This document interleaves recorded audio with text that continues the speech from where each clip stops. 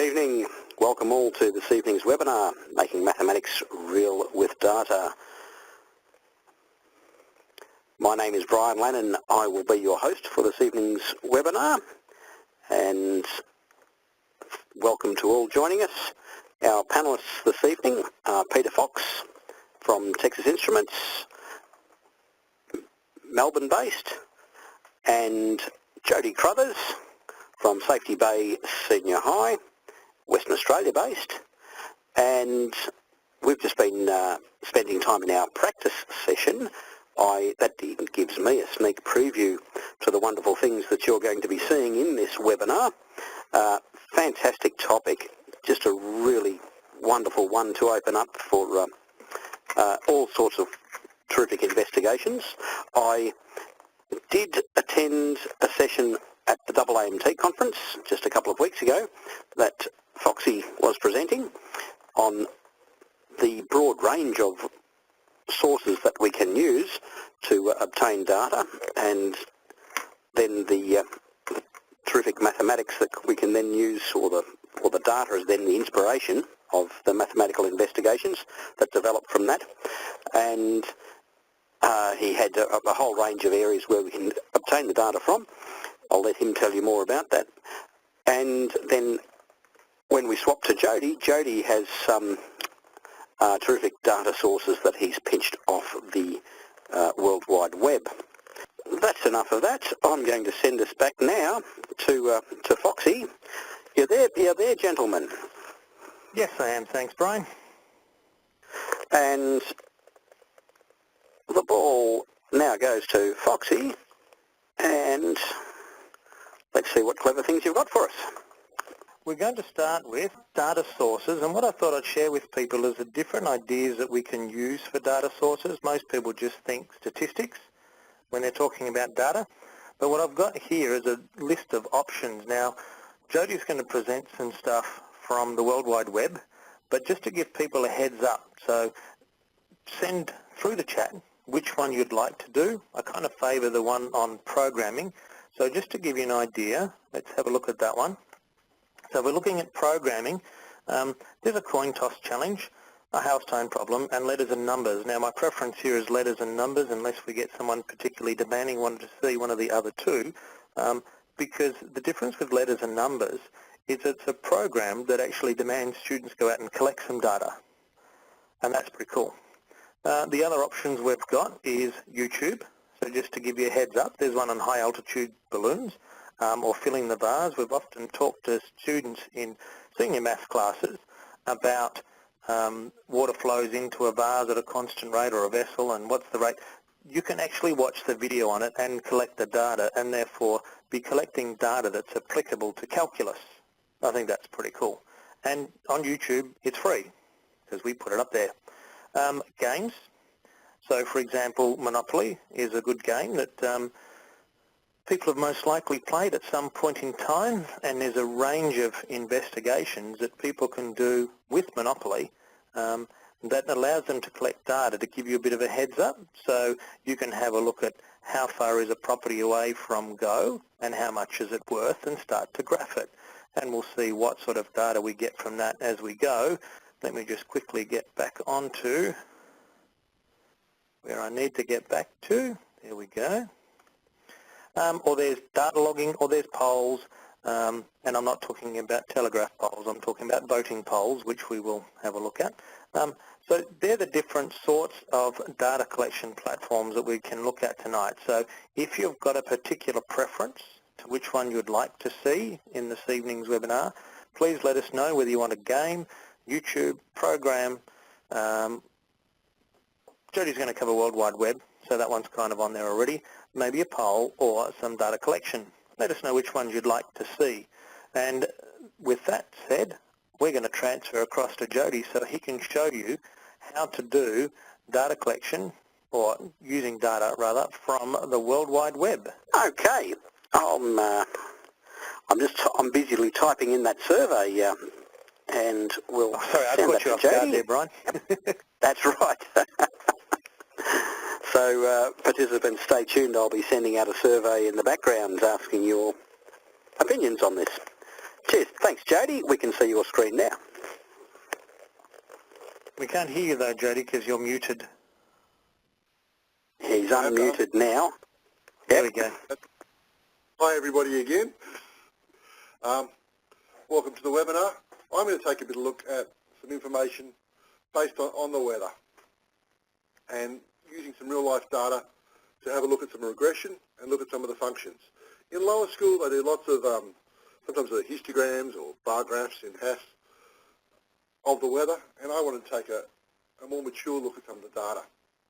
What I'm using is a website called weatherbase.com.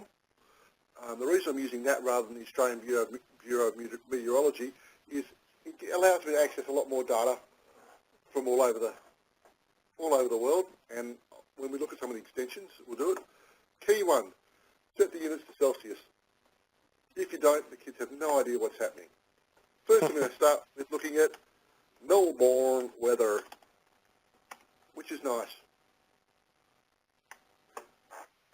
As you can see, we've got a variety of choices for Melbourne. We could choose Florida. We'll choose the one in Victoria, just for something new. And here we have it.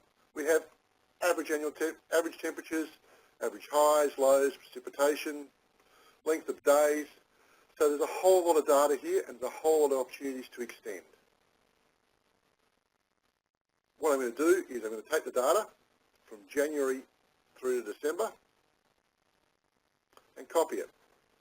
Now, if I copied that straight into my list and spreadsheets page, it's going to give me horizontal data, and I want vertical data. So what I'm going to do, I get the kids to manually enter it if they're using their calculators, but if they've got the software, I paste into Excel, then I'll copy it, and then I'll paste it again, but in this case I'll transpose it into a column. That gives me a nice column of data. Also saves me typing things and making lots of errors. So that'll go into lists and spreadsheets. And I'm going to put that data into column 2. The reason being, in column 1, I'm going to go 1, 2, 3, 4, 5, 6, 7, and so on. You get the idea. So I'm going to call that column the number of months. This one, av, temp, mel. And let's go. Control-I. Let's go to our list and data and statistics. Put the number of months down there. Average temperature Melbourne. And here we have it. A lovely pattern. A big V for Victoria. No, you set it on the side and looks like an L. That's okay. And using some of my knowledge, I'm going to do regression. I'm going to do sinusoidal regression to start with, because I'm thinking that's the way we should be headed. And that's nice. Have a look, some real life data. But here's the stuff that makes it interesting. Let's go for the average temp in Chicago, the Windy City. And some of the TIs were lucky enough to go earlier this year, which was great. So I'll go back to here and type in Chicago, home of lovely pizza.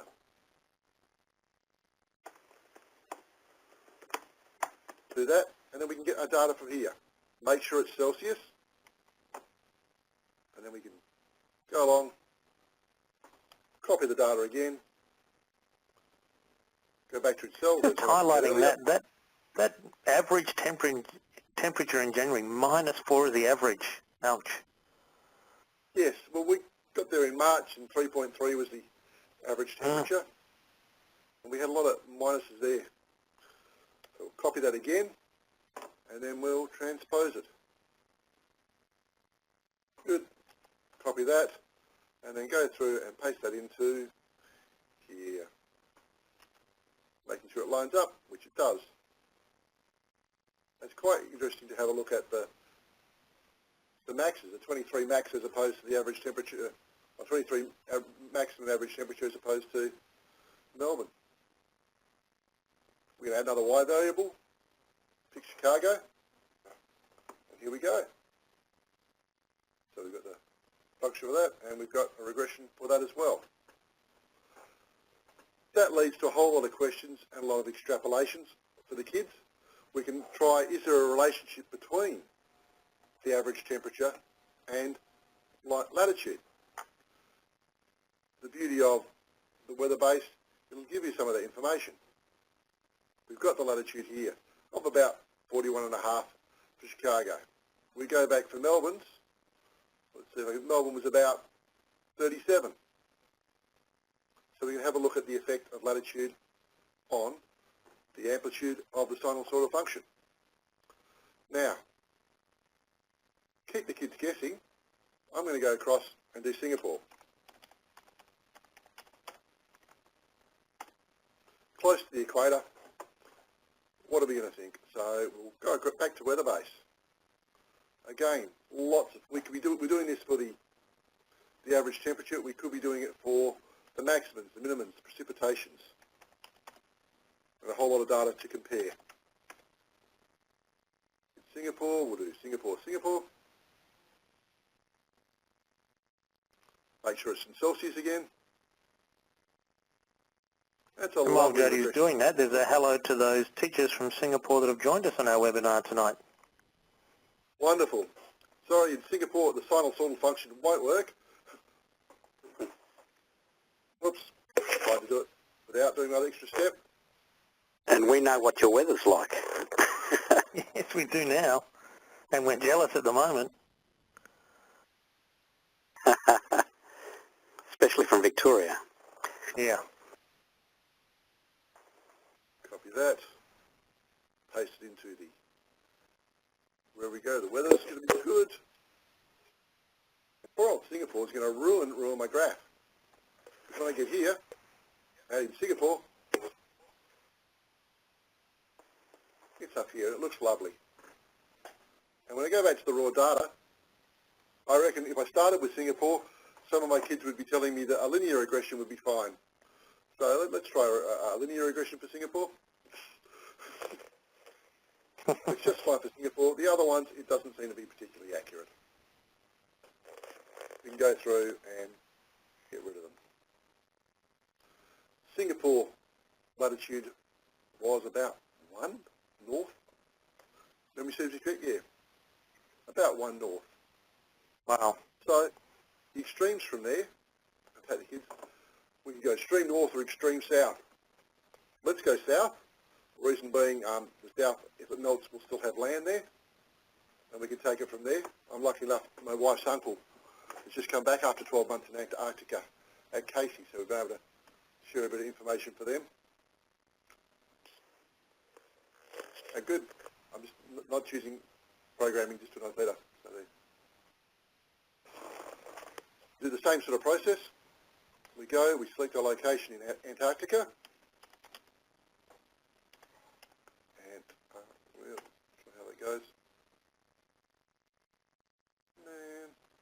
And Antarctica. Once the whole word. There's Casey. Lovely. Casey's rather cool. It's interesting to see that they don't actually have data for all the points. Oh. I have to complain about that one. It's one of those thermometers that only goes negative. Look at that. It's tending out towards the positive. That's right. I can't handle it. No, Deception Island, just off the coast, and still incomplete sets of data. We might have to go for Antarctica and find, we had McMurdo. Let's try that. That's what I was using before. McMurdo Sound, and that had full data. Yes, there it is.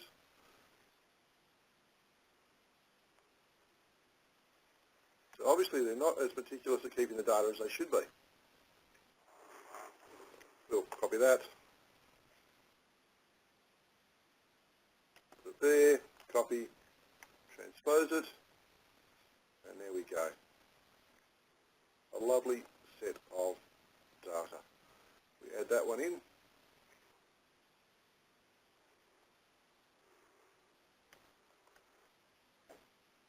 Have temp Antarctica, and we can add, let's add another Y variable. And there we are. Make a little happy face down below 0. And again, we can go through and have a look at the regression, sinusoidal. It doesn't like it. Oh, there it is. Now it's got it. It doesn't quite match up the way it is. Yeah, it might have been the Singapore data that didn't like. Try ripping out your Singapore data. So remove one. And now drop your, add your Y variable again with the Antarctica up the top.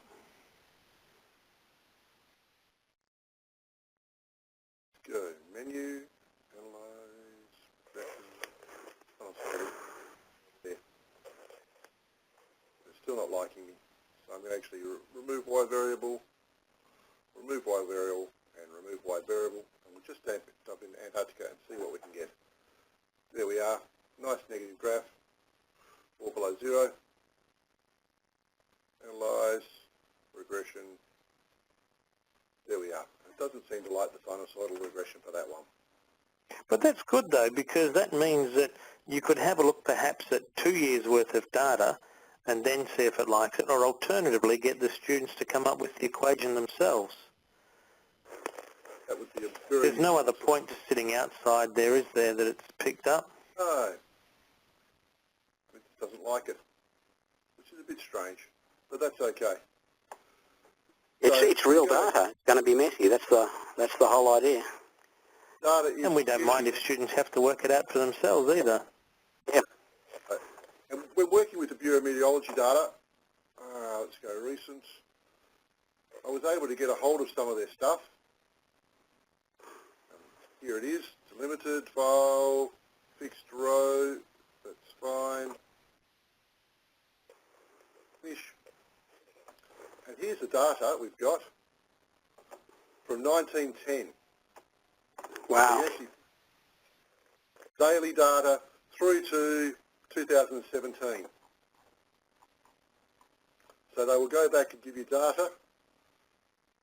That's the Perth Airport data. I think that was possibly daily temperature, or yeah. Did Perth have an airport? Yeah, we do. Yeah, we move the cows off the way. They've got a bigger Didn't airport you say than the 1910? Brian. When you hit the 39,000 pieces of data, or rows of data, so double that, so 70-something, you might want to choose a hunk of it. You won't be able to fit it all on your handle, but it's a great source of data. You can give kids sections, and you can get that longitudinal data. So not only will you get the small sinusoidal, you can actually get the ongoing. And is that opposed to the latitudinal data? Beg your pardon? Was that opposed to the latitudinal data? Did you like that pun? Yes. Longitudinal data? It goes up and down. Well, you're really looking at the latitudinal part of it as climate change, which may or may not exist. Yes. The fact is the laws of math don't apply in Australia, which I was really pleased to see.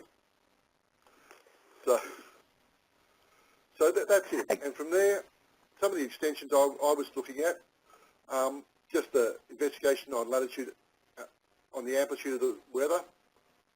At certain points, it'll be the greatest. At Antarctica, it's still pretty variable. Singapore at 1 or 2 or close to the equator, it's pretty singular. And you can look at that several years of historical data for trends at the Bureau of Meteorology if you want the Australian data. Can you go back to that? Sorry, a question without notice, Jody. Can you go back to that scatter plot just with the Antarctica data in it? Because I'm keen to see what that looks like in terms of an equation, because oh, has that done it now? No. No, let's go Antarctica. See, that one's done it this way. Yeah, it's done nuts.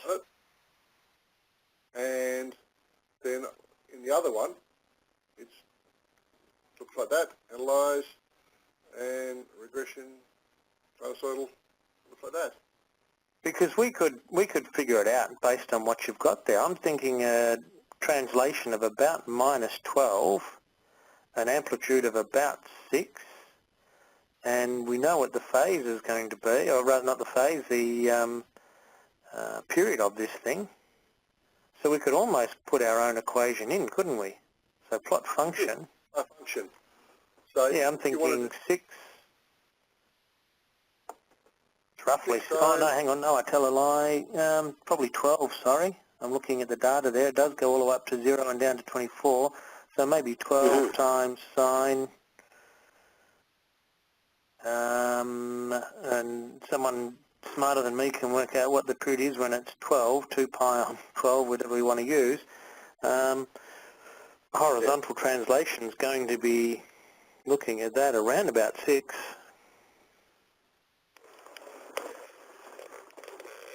And the whole thing's going to be...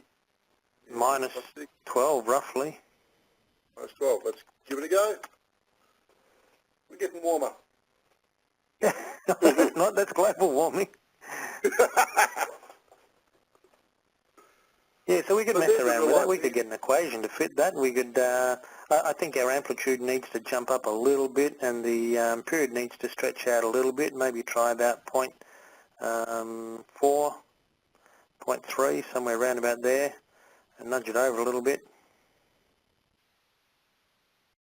Oh, I was going to just change the original equation. You've got you should be able to click on that and change it. Yeah. So what do you want to do? We want to make it bigger? Let's change that 6 to a... I was going to go a minus 6 in there rather than a plus 6. And I was thinking maybe about 0.4. I'm trying to do some arithmetic in my head. I'm not sure that that's all that great. And I think the other thing I'd have is a bracket around the x minus 6. Down there?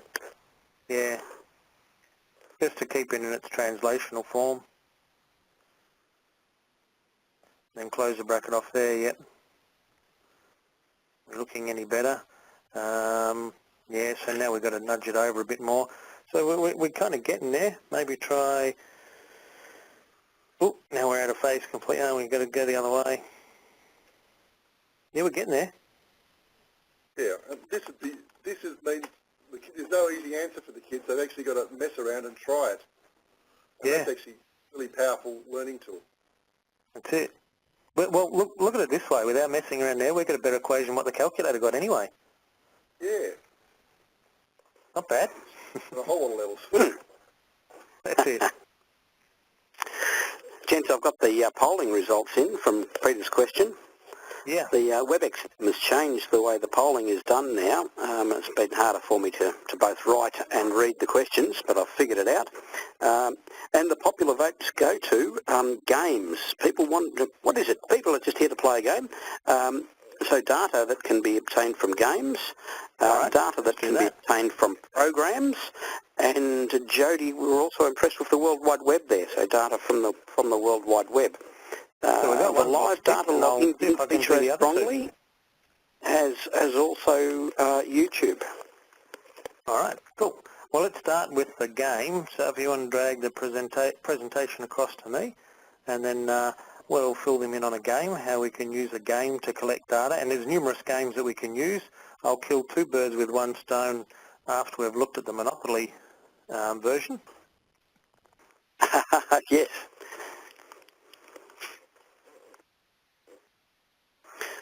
So, yeah, presenter rights with you, Foxy. Alrighty. Let me just wind that up again. So let's go on to our games, which kind of looks like a Monopoly board anyway. So one of the world's most popular brand games is, of course, Monopoly. And there's several things that we can do if we want to collect data from a board game. I like the one where we can just look something really simple, the prices as a function of the distance from go. So what students do is they count up the number of squares around the board, bring a board game in or get a copy of the actual board game, and then we look at how far away it is from go and the actual price.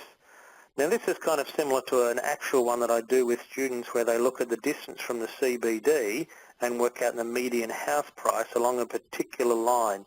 Away from the CBD. Now I say that because topographical features in certain cities mean that prices might drop off very quickly as you head outwards, or they may not, but it's certainly along a line. So we're going along a line, we're going around the board.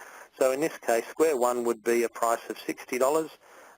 Square number 3 is $60, so it's not looking particularly linear yet, but we didn't say it had to be. Square 6 is $100, and around we go. So that's a simple process of collecting data. And then we have a look at the relationship between the actual graph and the distance from go, that is the price and the distance from go. Let's see if that one's opened up. There it is. Look at that. With the magic of webinars, there it is. There's the spaces, price, and just for fun, I collected the rental price as well.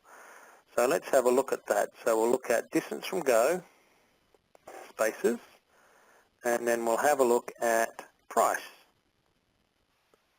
Turns out it's actually remarkably linear, isn't it? It's kind of a stepped function. So 6 spaces and 7 spaces, that's Euston and Pentonville, or whichever those two are, or Islington, whichever the order they occur in. So we see that Old Kent and Whitechapel are bundled together and so on, but overall it's actually quite linear. The interesting part about this is that actually bears no meaning whatsoever in terms of how you might play the game, but it's just a bit of fun to start graphing. But if we want to get into why would you bother collecting stuff like this? Well, because I want to win the game. So I'm going to change it a little bit. I'm going to have a look at price and rent. Now we see an outlier, way out there. So we could draw a line of best fit in there. We could choose if the students draw their own line of best fit in there rather than the calculators, because if we use linear regression in here, of course, the calculator is going to include that last point. So let's just do that to start off with. And we can see it's being affected by this, because if I drag that down, it changes quite a bit. All right. So I'm looking at that thinking, I think probably a better one would be to put a movable line in here and then just bring that down and try and argue that perhaps that one that's sitting all the way up there is inconsistent with the other properties. And of course, I think pretty much everybody knows what that one is. Of course, that's Mayfair. So the question is, if the point is so far above the line, does that represent better value for money or worse value for money? And of course that depends on who you're asking. If you're asking the person who's renting it as opposed to the landlord as to which one's the better one, but from a strategic gain point of view, is that really the best property to purchase? Oh, there's more factors involved in the game. Could I put the R squared value in? Yes. So under settings in a data and statistics application, we can switch the diagnostics on, and then we'll be able to see, and I'll just put our line of regression back in, analyze, regression, let's just put him back in, analyze, regression. So R squared value is 0.969. So it's pretty strong relationship, even though that property is way out. I chose, oh, that's not a very good example. I clicked on the wrong one after all of that. Let me get rid of that one. Menu, analyze, regression, linear. So well, it turns out that the exponential was slightly better. So 0.91 roughly, rounding that off, it's not bad. Can you add R squared value to the movable line? Unfortunately, Kelly, we can't, but we can show the sum of the residual squares, which is effectively the same. So these questions are being popped up by participants here. So let me just get rid of the regression line. I can actually get rid of all of them if I want to. Oh, no, that one's all right. So if we want to, under Analyze, we can show the residuals and show residual squares. And by looking at the sum of the residual squares, we could get students to figure out what the R squared value is. But I'm looking at that line. That's a lot better if we ignore those last two properties, which of course in the traditional Australian game is your Park Lane and Mayfair. So there's my question, is are they representing good value for money for the landlord? What about the tenants? And if we want to go on and have a look at some other things from there, we can have a look at, say, and what does the gradient mean and everything. But what about graph the relationship between each additional house on each property? Is that linear? And it turns out that if you analyse all the properties, they are relatively linear for the first three, and then when you put the fourth house on, the price doesn't go up so much, and if you put the fifth house, the price doesn't go up so much. So a good strategy is only put 3 houses down on each property as you're improving it. And what about comparing the overall group, property group, and rental return? Which property groups provide the best rental return? Now, the other thing that was kind of cool, which is not included here, and I won't steal his thunder, is Matt Parker, who has a YouTube channel, looked at, are all squares created equal in the game of Monopoly? Now, there was actually a person that did their PhD on this and did the theoretical property. Matt Parker, on the other hand, did a quick whiz around the game and developed a computer program to simulate it, including the games of the cards for chance and community chess and shuffling them and so on. And not all squares are created equal. So in other words, even after you've done so many laps around the board, the squares are not the same probability of landing on any given square. And that's largely because we often get sent to jail, because there's a dedicated go to jail. There are go to jail cards, and you can end up in jail by throwing 3 doubles in a row. So it kind of resets itself, launching off from jail, which means that 7 squares from jail, that orange property group, turns out to be actually much more likely to land on than what we might expect. And considering someone did their PhD on that, I think we've shown that data can be quite powerful. But just a bit of fun as well. The students don't mind doing that one, and then you can relate it to real-life situations of having a look at on realestate.com or domain.com for actual property prices from your CBD or nearest capital city, for example. The interesting part about that one is you can kind of estimate, if you use linear regression, where the property would be free, because it decreases as you go away from the CBD. So good example why you can't use linear regression on something like that. It's a little bit like buying watermelons. There was a sign at the edge of the road. The more you buy, the cheaper they become. They get. Oh, yes, very good. Yeah, I opened the boot and said, keep loading them in until they're free. Very good. Never argue with a mathematician. All right, see, here's a combination of both. People wanted some coding and a game. Yeah, so people might remember send this a one. poll on this one, Foxy. Okay. Oh, yes, we do. Yes. So what I'm going to do is if you remember the old letters and numbers game, there was a series of large numbers. Lily Cerner was the girl that was the mathematician that was on that, and participants got to choose how many large numbers, and then the remaining out of those 6 numbers that were generated were what they'd call small numbers. So large numbers were 25, 50, 75, 100. Small numbers were the numbers 1 through to 10. Large numbers had no repeats, and small numbers could have repeats. So if you said, okay, I'll choose 2 large numbers, then you'd get 2 large and 4 small. And then that also generated a 3-digit target number. And the idea was that you had to use the numbers that were generated, form a mathematical equation, just using your 4 operations and parentheses to see if you could equal the target number. So, how does that work? Let's have a look. So here's one I prepared earlier, and you'll see from the program it's actually very easy to write. So, large numbers, there they are. Here's my set of small numbers.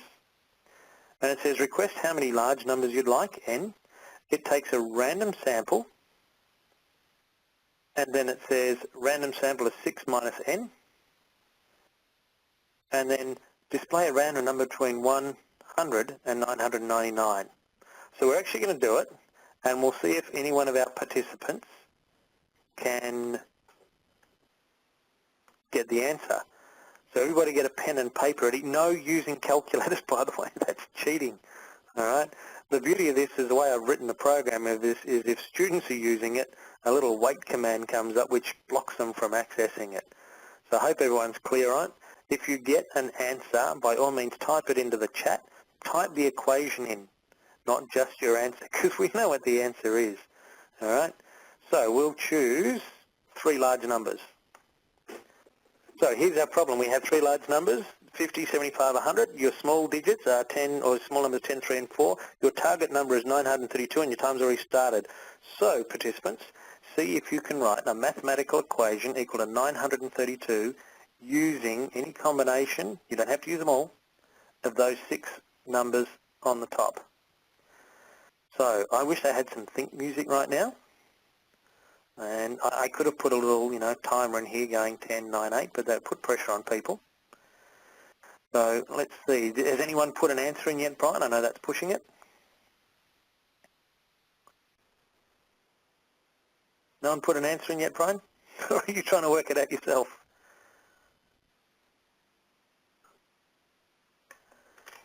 Is this the Q&A section we need to put the answer? Have you got an answer already, Jody? Don't have the answer. I've got one. I got 925. Oh, 925 is pretty close. Let's see if anyone can beat 900, and their time's up, so they have to stop writing now anyway. 925 is not a bad effort. It also brings me into why we need to use some data for this particular game. So, who can beat 925? Because here's how I'm going to... Oh, we've got one an answer. It's on the money. Yep. Got it. Oh, that's impressive. But just to give people an indication, my scoring system that I'd like to propose for this game says that you get 100 points minus the difference. So Jody would get 93 points for his answer. Okay? And Carly, one of our participants, has got an answer. Has she verified it by typing that equation in for you, Brian? A few people have got it, in fact, same one. And to be fair, I honestly was looking along the same line. So I was multiplying the 100 by the 10. Yeah, I was thinking 100 times 10. Yep. Subtracting the 75, adding the 3, adding the 4.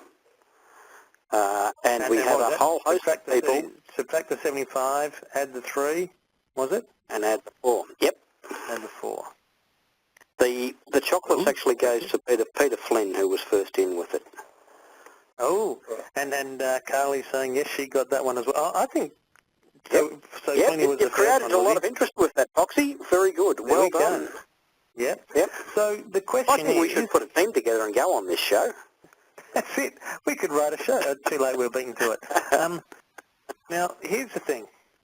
It's not always possible to get that target number. So my scoring system of 100 points minus whatever that difference was, so Jody automatically got 93 points. He was only 3 off. Now, Year 7 students are not going... 7 off, yeah. So Year 7 students or Year 8 students where they're practicing order of operations, and people saw the game is not hard to write. That's it. That's all the coding you need. You don't even need the display start finish thing, except if you're giving it to students on a calculator, it means they can't use their calculator. But here's the thing. What if we gave the option that said, I would like to buy another number? How much is another number worth? How much easier does it really make this game if you have 7 numbers to work with instead of 6? Now, the only way I can think of, and it's not analytical, it's just collecting data, is to say to the students, all right, how about we all play 5 or 6 games with 6 numbers, and we'll average to see how far people were off. They could be 6 different games. Everyone could have different sets of numbers that they've got to use, and follow the 1-minute rule and say, well, let's take an average of how far people were off when we had 6 digits. Then we'll do the same with 7 digits and come up with a scoring system that's fair if you're going to buy another number. I think that's a nice idea for students to have to collect data and think about how they're going to use that data. So it's not just, we'll take a mean, we'll take a mode. How are we actually going to use the data that we collect? It's not perfectly straightforward. They have to do some thinking. And other options would be by an operation.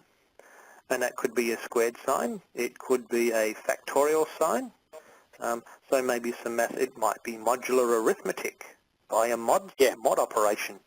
So there's different mathematical operations that students could buy for a number of points that would potentially make it easier to find a solution.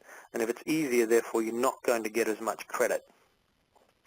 So that's I tried doing a similar thing in Scrabble, and I thought I had a really good system, but it didn't work. It didn't make it easier.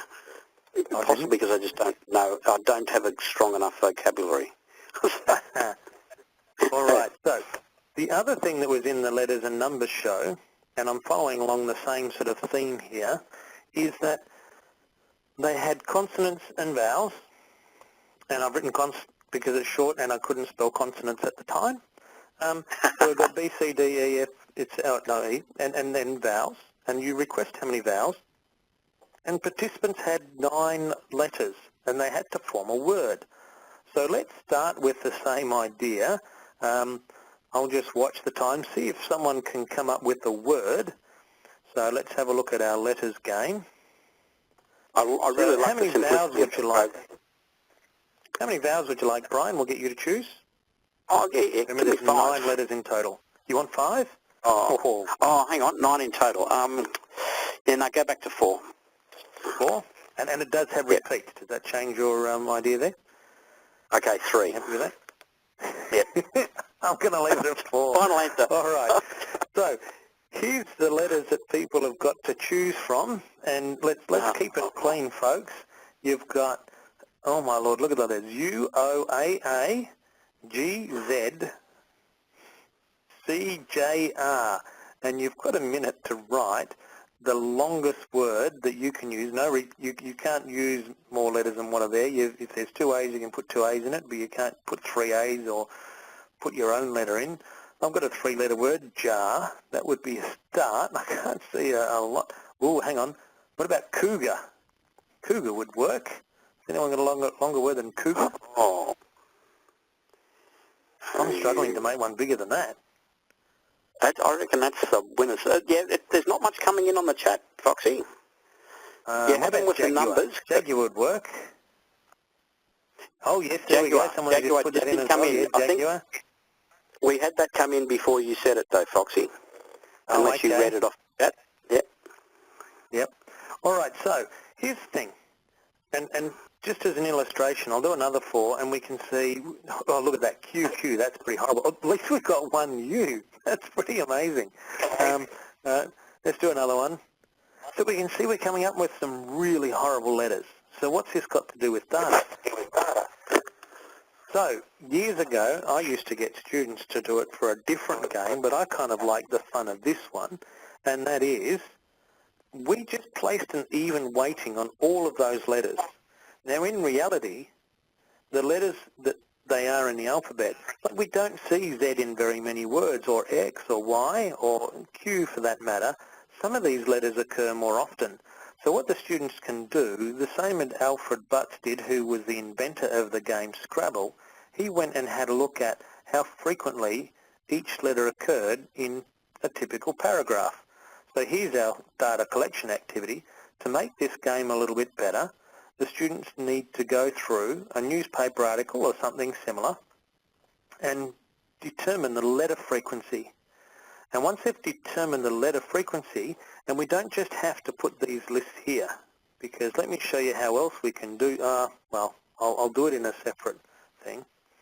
So I'll insert a list, and we'll call it CO for consonants and VO for vowels.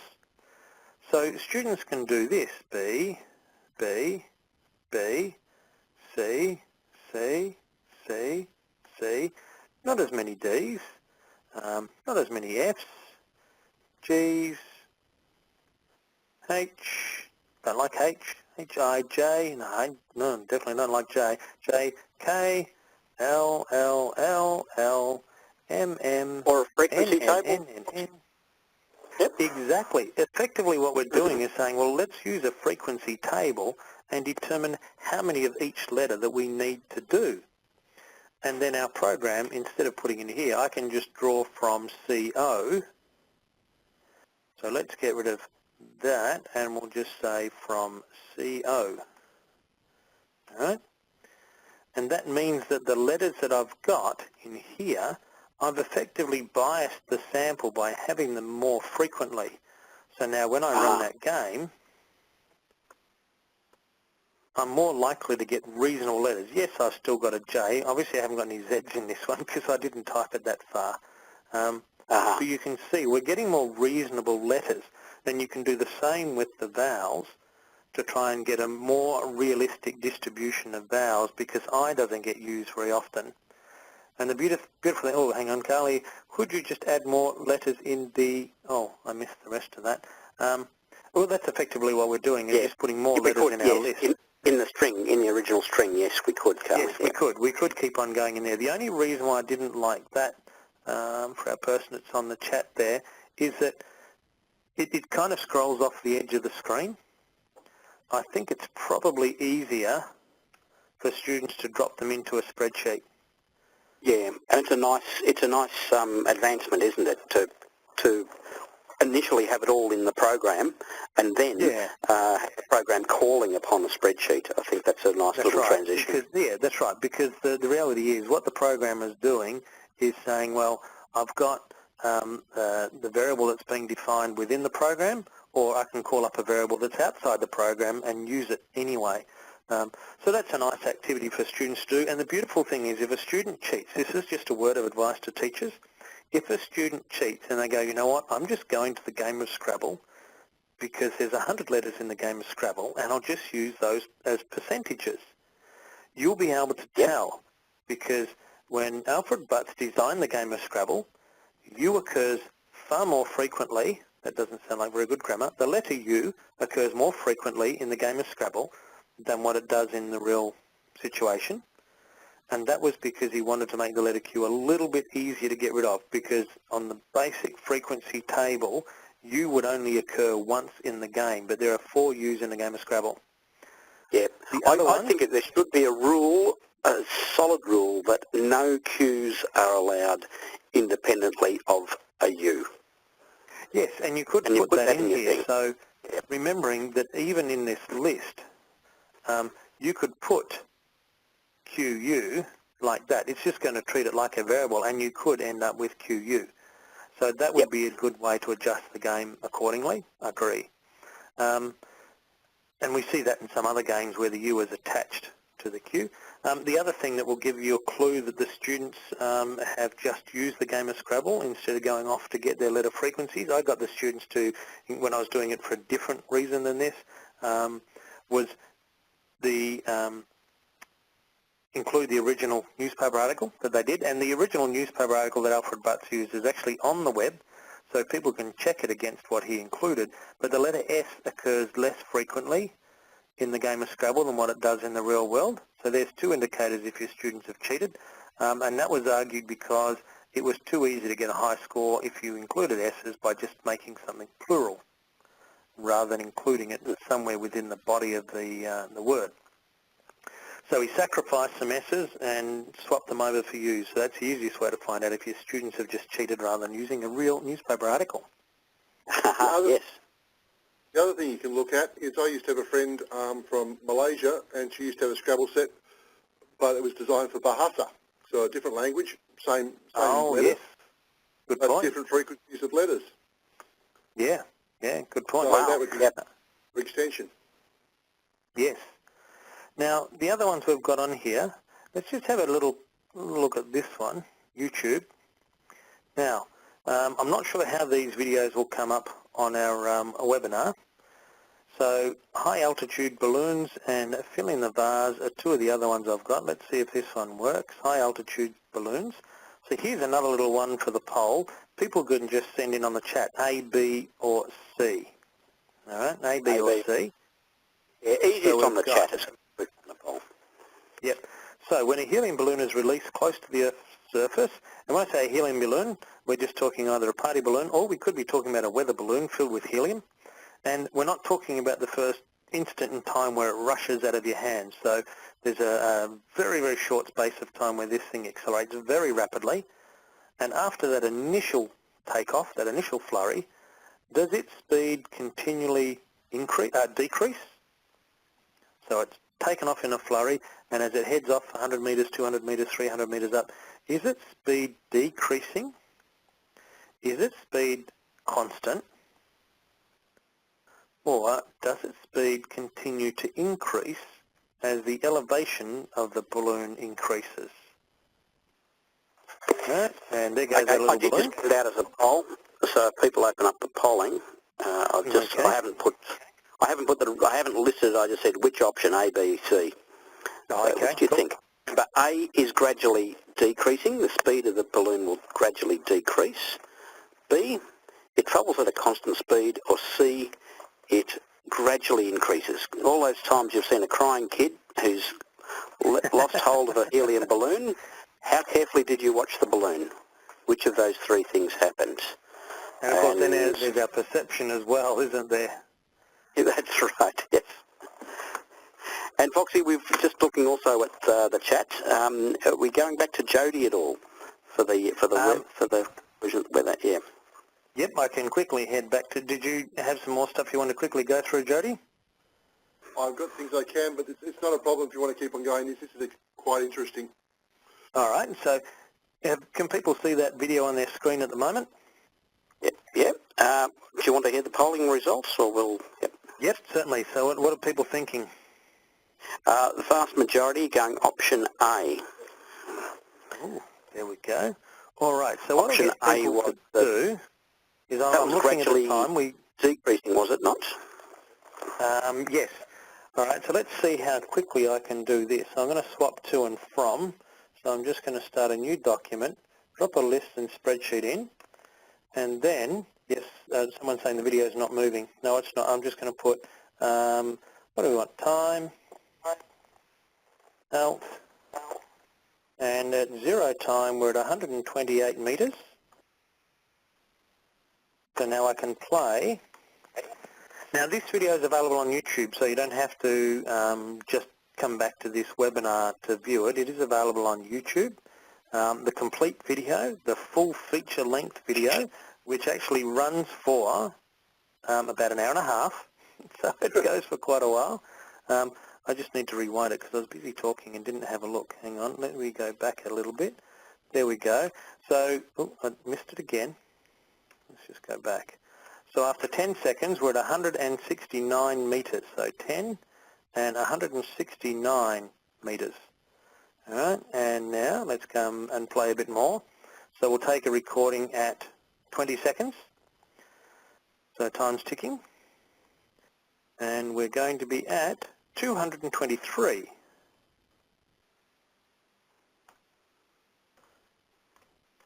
And let's play to 30 seconds. That's a nice view out the window of the balloon there. They actually used a mobile phone for the video. Just some old mobile phones. They're relatively cheap, some of the old ones. Foxy, just got a question there. What year level did you do that with? This one, Year 9. Year 9, okay. Thank you. I think it's nice because, and people will see why in a minute, which kind of gives away what the data is, doesn't it? But anyway, let's have a look. So 275 metres, and we're getting up to almost 40 seconds. You can do it with a higher year level as well. So 321 metres. Did you? 321. And you obviously found the phone. Yes, that's right. Yeah, well, it's actually because of the height these things get, they need to register the flight path with the local aviation authorities, which is kind of disturbing because they do get up into international airspace. So that's 371. And these are proper weather balloons, so yeah, they get pretty high. And then at 60 seconds, we're almost there. 426. 426. So let's have a look what that looks like. We'll put our time along here, and we'll put our altitude along here. And, oh, that's pretty straight, isn't it? Let's do a little regression, shall we? Oops, I grabbed the wrong regression again. Let me do that a bit slower. Analyze. Regression. Linear regression. Yeah, I'm thinking linear. Here we go. Yeah. In fact, if we look at our settings and have the diagnostics on, as was requested earlier, that's a pretty strong correlation, isn't it? 0.999, pretty happy with that. Mm. Now, I'm guessing most people are thinking, yeah, but what's it going to be like 100, 200 metres from now? And we've got 2 minutes to do this. Let's see if I can get to the next part, which says, where will we be after 30 minutes? So let's just have a look. 30 minutes in, where does our line predict us to be? So let's just drop in a calculator. And under variables, we've got a regression equation in here. And 30 minutes is 1,800 seconds, isn't it? So it says somewhere about the 9 kilometre mark. Oops. We're at 8.8. That's 28 minutes. Let's just move forward a little bit.